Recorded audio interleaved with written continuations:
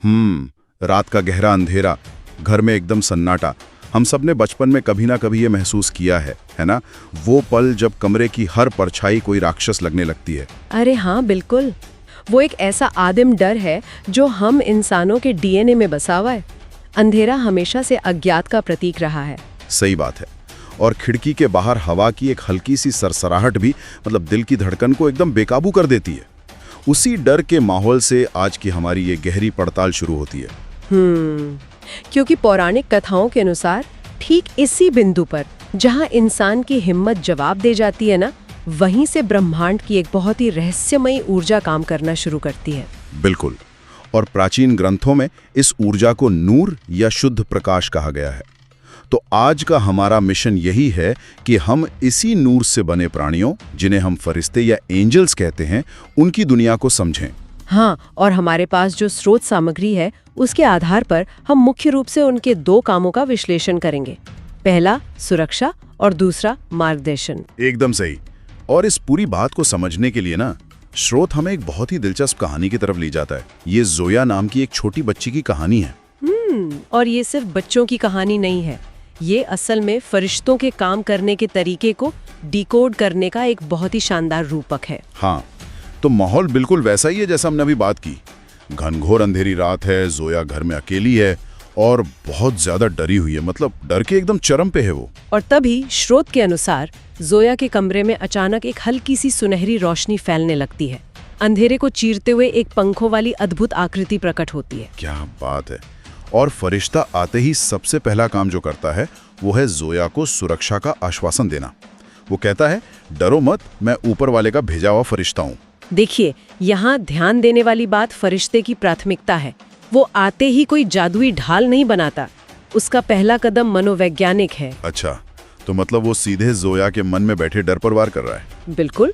ग्रंथों में स्पष्ट है कि फरिश्ते ईश्वर के प्रतिनिधि होते हैं। उनका डरो मत कहना कोई आम दिलासा नहीं है, ये एक दैवीय गारंटी है जो सीधे नर्वस सिस्टम को शांत करती है। पर मुझे यहाँ एक सवाल पूछना है। फरिश्ता वहां आ गया, उसने बोल दिया कि मैं रक्षक हूं, पर क्या सिर्फ प्रकट होने से सुरक्षा मिल जाती है? आप ऐसा क्यों सोचते हैं?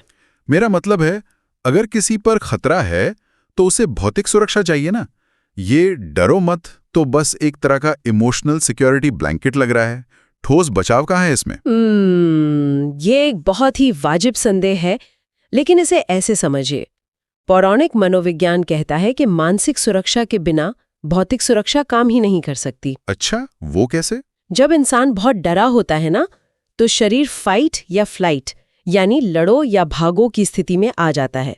आपका दिमाग काम करना बंद कर देता है। हाँ, ये तो विज्ञान भी मानता है, हम पैनिक कर जाते हैं। ठीक वही बात है। तो फरिश्ते का वो शांत रूप और उसकी आवाज असल में उस तनाव को शून्य कर रहे हैं। जब तक भीतर का तूफान शांत नहीं होगा, बाहरी मदद बेअसर ही रहेगी। मैं सहमत हूँ। मानसिक तौर पर लंगर डालना बहुत जरूरी है, लेकिन कहानी का अगला हिस्सा थोड़ा और पेचीदा है। वो प्यास लगने वाला हिस्सा। हाँ, अब शांत मन से गला तो तर नहीं होता ना। स्रोत के अनुसार जोया का गला सूख रहा है, पर वो बाहर के अंधेरे की वजह से किचन तक जाने में डर रही है। और यहीं पर फरिश्तों का संदेशवाहक और अदृश्य मदद वाला रूप सामने आता है। पर मुझे एक बात समझ नहीं आई। फरिश्ता जोया को समझाता है कि हिम्मत नहीं हारनी चाहिए, फिर वो अचानक अदृश्य हो जाता है, जोया की इच्छा महसूस करता है और पानी का ग्लास टेबल पर आ जाता है। हाँ, ये एक बहुत ही खूबसूरत दृश्य है। पर फरिश्ते ने जोया को गोद में उठाकर या उसका हाथ पकड़कर किचन तक क्यों नहीं ले गया? और बिना शरीर के, बिना किसी मांस या द्रव्यमान के उसने ग्लास कैसे उठाया? क्षण लागू नहीं होता? बिल्कुल नहीं। वे हमारी तरह दूरी या वजन के नियमों से नहीं बंधे हैं। वे अपनी ऊर्जा किसी भी वस्तु पर केंद्रित कर सकते हैं। इसे आप टेलीकाइनेसिस कह सकते हैं। ओहो, बिना छुए चीजों को मूव करना। हाँ, और जहां तक जोया को किचन तक न ले जाने की बात है, ये फरिश्तों की गहरी सहानुभूति दिखाता है। सहानुभूति? वो कैसे? देखिए, जोया अभी अभी एक गहरे ट्रॉमा से गुजरी है। वो डरी हुई है। ऐसे में उसे अंधेरे में खींचने की बजाय चुपचाप उसकी जरूरत पूरी करना ज्यादा मानवीय है। इसे अदृश्य मदद कहते हैं। क्या बात है, मदद का दिखावा नहीं करना। बिल्कुल। फरिश्तों का इंसानों से कनेक्शन भौतिक स्तर से कहीं ज्यादा मानसिक स्तर पर होता है। वे मन पढ़ सकते हैं। ये बहुत ही खूबसूरत विचार है, बिना शोर मचाए जरूरत पूरी करना। लेकिन तभी कहानी अचानक एक तेज मोड़ लेती है। हाँ, घर के बाहर शोर होता है, कोई बाहरी खतरा है। बिल्कुल। स्रोत बताता है कि अब शांत रहने का समय खत्म हो गया। फरिश्ता तुरंत अपना रूप बदल लेता है। जो अभी तक एक हल्की सुनहरी रोशनी था, वो पलक झपकते ही एक विशाल और खूंखार रक्षक बन जाता है। यही फरिश्ते की कार्य प्रणाली का दूसरा पहलू है, सक्रिय और आक्रामक रक्षा। पर यहां मेरा दिमाग थोड़ा अटका। अगर उनके पास इतनी ब्रह्मांडीय शक्ति है, तो वे बस चुटकी बजाकर खतरे को गायब क्यों नहीं कर देते? इतना विशाल रूप धरने की क्या जरूरत है? ये पौराणिक कथाओं का एक बहुत ही अहम सिद्धांत है, जिसे शेप शिफ्टिंग कहते हैं।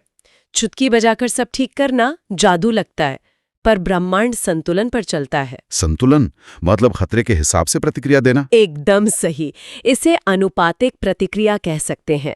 फरिश्ता खतरे का स्तर आंकता है और उसी के अनुसार खुद को ढाल लेता है। अरे ये तो बिल्कुल किसी क्या कहते हैं उसे, हाँ, स्मार्ट और एडेप्टिव सिक्योरिटी सिस्टम की तरह लग रहा है। हाँ, बहुत अच्छी एनालॉजी है। मतलब जो सिस्टम लगातार माहौल को स्कैन करता है। अंदर बच्ची डरी थी तो सॉफ्ट रोशनी बन गया, बाहर से खतरा आया तो योद्धा बन गया। यही तो विरोधाभास है फरिश्तों का। लोगों को लगता है कि वे हमेशा सिर्फ दयालु और कोमल होते हैं।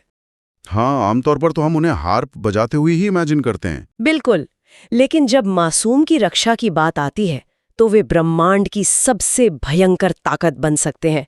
उनका नूर ढाल भी है और तलवार भी।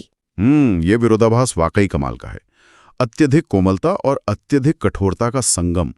खैर, स्रोत के मुताबिक बाहरी खतरा टल जाता है। सुबह हो रही है। हाँ, रात का वो खौफ खत्म हो रहा है और यहीं से उनका अंतिम और सबसे महत्वपूर्ण रोल शुरू होता है, मार्गदर्शन का रोल। बिल्कुल, क्योंकि सिर्फ एक रात के लिए बचा लेना फरिश्तों का अंतिम लक्ष्य नहीं है, उन्हें जीवन को एक अर्थ भी देना होता है। तो सुबह होते ही फरिश्ते के जाने का समय आ जाता है। वो जोया से बस इतना कहता है, हमेशा सच बोलना और दूसरों की मदद करना। नेकी की ये प्रेरणा ही उनका सबसे बड़ा उपहार है। पर यहाँ मुझे फिर से एक अड़चन महसूस हो रही है। मतलब जोया ने इतनी खौफनाक रात गुजारी है, दुनिया में आगे भी खतरे होंगे। फरिश्ता उसे कोई जादुई कवच या हथियार क्यों नहीं देकर जाता? ये सवाल पूरी चर्चा की जान है ना? मतलब सिर्फ सच बोलने से कोई जंगली जानवर या बुरा इंसान तो नहीं रुकने वाला।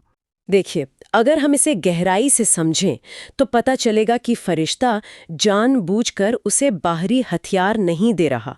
बाहरी कवच टूट सकते हैं, चोरी हो सकते हैं। हाँ, और इंसान उस कवच पर निर्भर हो जाता है। बिल्कुल, लेकिन नेकी और सच्चाई ऐसे अस्त्र हैं जो चरित्र का हिस्सा बन जाते हैं। पौराणिक मान्यताओं के अनुसार एक सच्चा और नेक दिल इंसान अपने आप में एक शक्तिशाली ऊर्जा क्षेत्र बन जाता है। ओहो, मतलब फरिश्ता उसे बाहरी रूप से बचाने की बजाय अंदर से इतना मजबूत कर रहा है कि उसे हथियार की जरूरत ही ना पड़ा। एकदम सही पकड़े आप। इसे आप नैतिक कवच कह सकते हैं। ये जीवन भर की सुरक्षा है। वो असल में जोया को खुद एक फरिश्ते जैसी रोशनी बनने की प्रेरणा दे रहा है। ये नजरिया तो सुरक्षा की पूरी परिभाषा ही बदल देता है।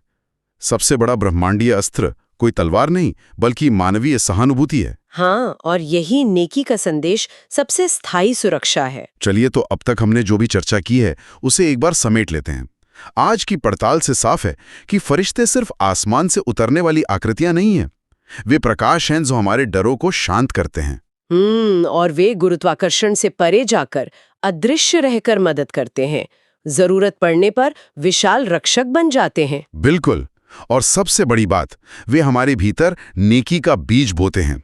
वे सिर्फ रक्षक नहीं, बल्कि अच्छाई के सच्चे प्रतीक है। हाँ, उनका हर कदम इंसान की चेतना को ऊपर उठाने के लिए होता है। और ये बात स्रोत के आखिरी दृश्य से भी साबित होती है। सुबह हो गई है, फरिश्ता जा चुका है। जोया जब उठती है तो उसे लगता है कि शायद ये सब एक सपना था। लेकिन स्रोत एक बहुत ही सूक्ष्म बात पर जोर देता है। जोया के मन में अब एक असीम शांति है। हाँ, वो अब डरी हुई नहीं है। और यही शांति उस दैवीय मदद का सबसे बड़ा सबूत है।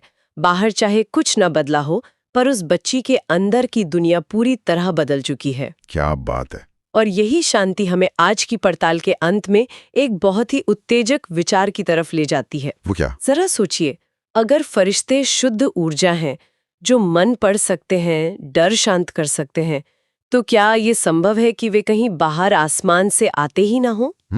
मतलब आप कह रहे हैं कि मेरा मतलब है, क्या ऐसा हो सकता है कि जिन्हें हम फरिश्ते कहते हैं वे असल में हमारी अपनी ही चेतना का सबसे शुद्ध और अनसुलझा स्तर हों, जब इंसान की बाहरी ताकत और तार्किक सोच हार मान लेती है? तो उसके भीतर छिपी वो असीम ऊर्जा, वो नूर खुद ब खुद सक्रिय होकर उसे बचाने आ जाता है। बिल्कुल। बाहरी रक्षक और हमारे भीतर की आत्मा, क्या पता ये दोनों एक ही सिक्के के दो पहलू हों? ये तो वाकई बहुत ही गहरा विचार है, रोंगटे खड़े कर देने वाला है ना? तो श्रोताओं, आज के हमारी इस गहरी पड़ताल के लिए बस इतना ही। इस विचार को अपने साथ ले जाइए और इस पर अपनी खुद की एक गहरी पड़ताल जरूर कीजिएगा।